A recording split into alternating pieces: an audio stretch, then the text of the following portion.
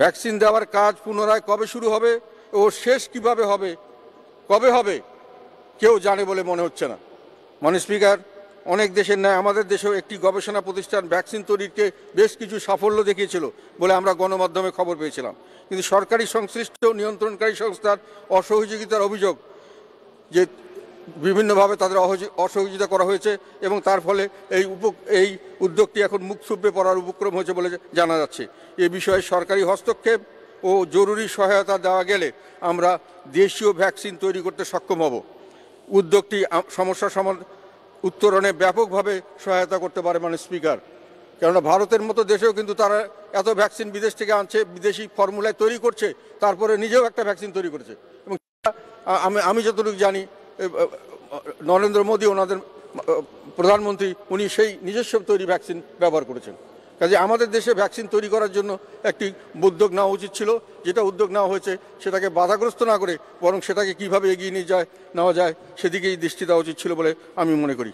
2019 সালে প্রস্তাবিত বিশ্ব স্বাস্থ্য সংস্থা বিশ্বব্যাংকের এক যৌথ প্রতিবেদনে বলা হয়েছে, আমি স্বাস্থ্য ব্যবস্থা সম্পর্কে বলছি, বাংলাদেশে 73.87% পরিবার স্বাস্থ্যসেবা নিতে গিয়ে দারিদ্র্যের শিকার হয়, দরিদ্র হয়ে যায়।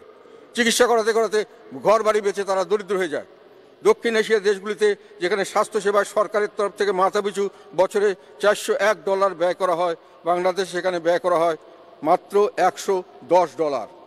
মেডিকেল যন্ত্রপাতি ও সামগ্রী, এটা একটা প্রস্তাব করছি আমি মাননীয় speaker, analyser, cab, ECG, echocardiogram, ventilator, cardiac monitor, city apparatus, হাসপাতাল সজ্জা, ফ্লো মিটার যুক্ত অক্সিজেন সিলিন্ডার আমদানির উপর সকল প্রকার শুল্ক, অগ্রিম ইনকাম ট্যাক্স, এজেন্সি ট্যাক্স প্রত্যাহারের জন্য ব্যবসায়ীরা দাবি করেছেন।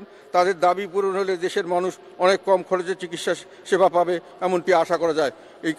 আমি এই প্রস্তাবটি বিবেচনার জন্য দিলাম। হেমোডায়ালিসিসের প্রত্যেক রোগীর জন্য একটি ব্লাড টিউবিং ব্যবহার করতে হয়, তার ট্যাক্স ছিল 25%, তা কমিয়ে 5% করার প্রস্তাব করেছেন মাননীয় অর্থমন্ত্রী এই বাজেটে, সেজন্য আমি তাকে ধন্যবাদ জানাচ্ছি।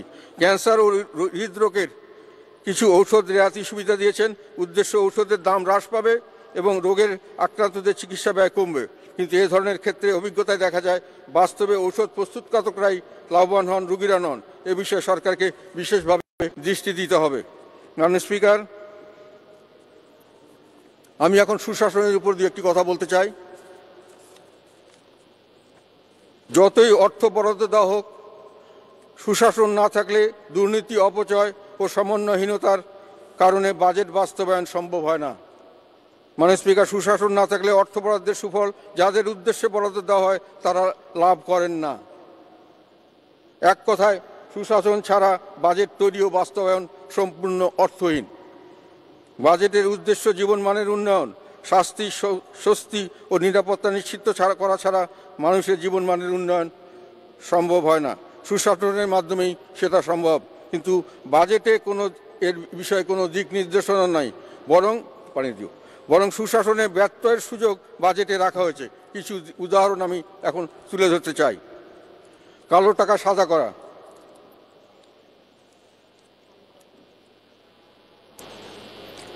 কালো টাকা সাজা করার যে সুযোগ রাখা হয়েছে সেটা দুর্নীতিতে বৈধতা দেওয়ার সামিল, এটা সুশাসনের পরিপন্থী। এই বিষয়টি নিশ্চিতভাবে দুর্নীতিকে উৎসাহিত করবে। যে কারণে এই সুযোগ রাখা হয়েছে বলা হয় সেটা হলো দেশের টাকা বিদেশে পাচার হবে না এবং দেশে বিনিয়োগ বৃদ্ধি হবে। বাজেটে বেশ কিছুদিন ধরে আমরা এই সুযোগটি দিয়ে আসছি, আমার হিসাব মতে ফলাফল শূন্য। বিশ্বব্যাপী কালো টাকা পরিমাপের সবচেয়ে বড় গবেষক জার্মান অর্থনীতিবিদ অধ্যাপক ফ্রেডরিক স্নাইডারের হিসাবে বাংলাদেশের মোট কালো টাকার পরিমাণ জিডিপির 22%, প্রায় 10 লাখ কোটি টাকার মতো। গত 50 বছরে 20 বার কালো টাকা সাদা করার সুযোগে মাত্র 18,000 কোটি টাকা সাদা হয়েছে। বাংলাদেশের ফিনান্সিয়াল ইন্টেলিজেন্স ইউনিট গত 5 বছরে 1024টি অর্থ পাচারের ঘটনা প্রমাণ পেয়েছে। বিএফআইইউ সরকারের বিভিন্ন সংস্থার কাছে অর্থ পাচারের সাথে জড়িতদের বিরুদ্ধে ব্যবস্থা গ্রহণের জন্য তথ্য প্রমাণ সহ প্রতিবেদন পাঠিয়েছে।